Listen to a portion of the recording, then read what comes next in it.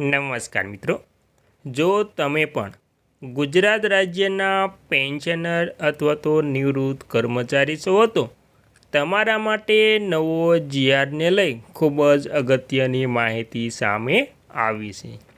તો મિત્રો, ગુજરાત રાજ્યના નિવૃત્ત થયેલા પેન્શનરો માટે નવો જીઆર જાહેર। ગુજરાત પેન્શનરો માટે આનંદના સમાચાર। તો મિત્રો, ગુજરાત રાજ્યના જે પેન્શનરો છે તેમના માટે શું નવો જીઆર જાહેર થયો છે તેની સંપૂર્ણ વાત આજે આપણે આ વિડીયો મારફતે કરવાની છે।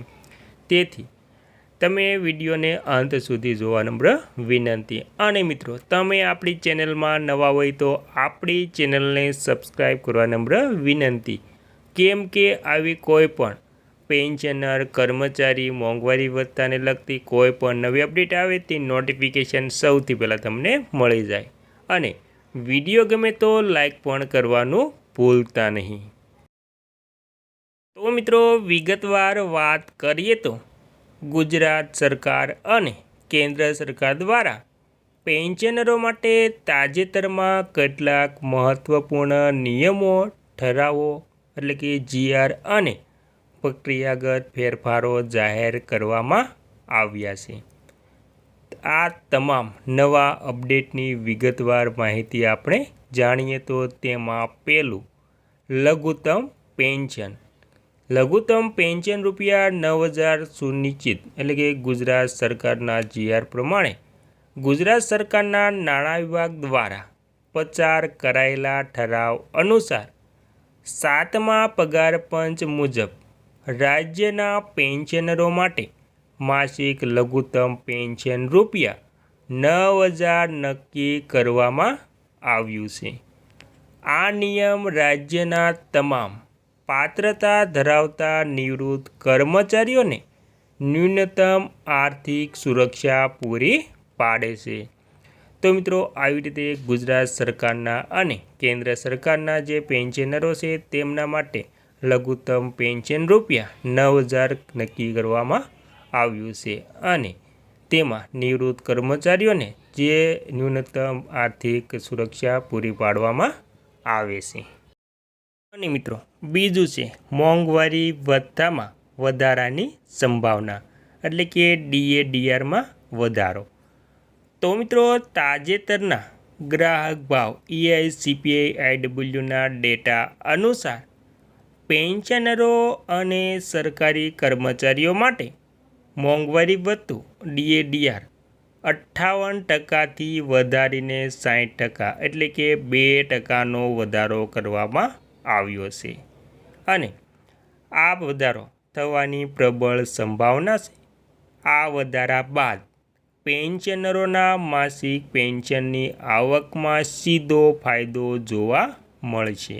ત્રીજું, પેન્શન ચાલુ રાખવા માટે ખાસ આ 3 નિયમો ફરજિયાત પ્રક્રિયા છે। તેમાં પેન્શન ધારકોને કોઈ પણ અડચણ વગર દર મહિને બેંક ખાતામાં પેન્શન મળતું રહે તે માટે નીચે એટલે કે જે આગળ જોવાના છે તે 3 નિયમનું પાલન કરવું અનિવાર્ય બનાવવામાં આવ્યું છે।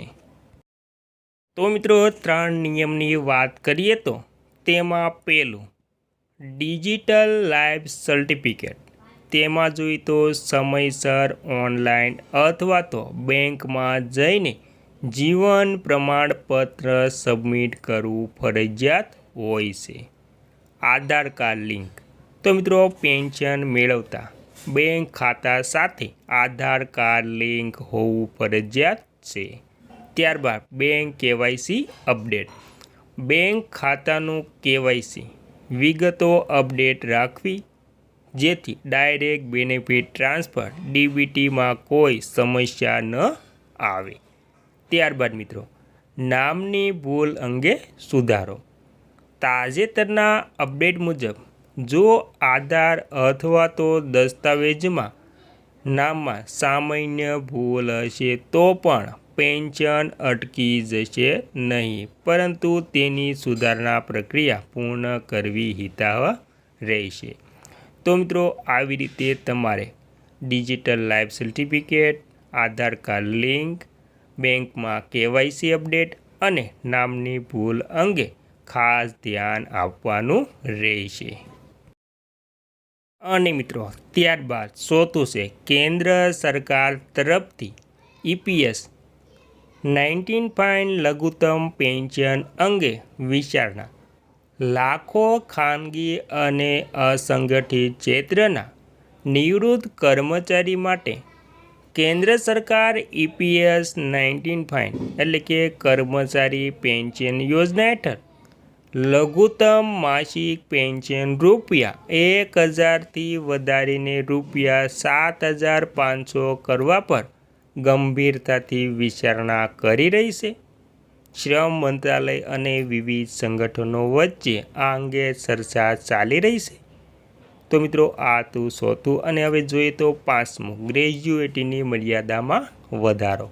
તો મિત્રો ગુજરાત સરકાર દ્વારા નિવૃત્ત કે અવસાનના કિસ્સામાં મળવાપાત્ર ગ્રેજ્યુએટીની રકમની મર્યાદામાં ₹5 લાખ સુધીનો વધારો કરવામાં આવ્યો છે, જે નિવૃત્ત થતા કર્મચારીઓ માટે એક મોટી આર્થિક રાહત છે મિત્રો.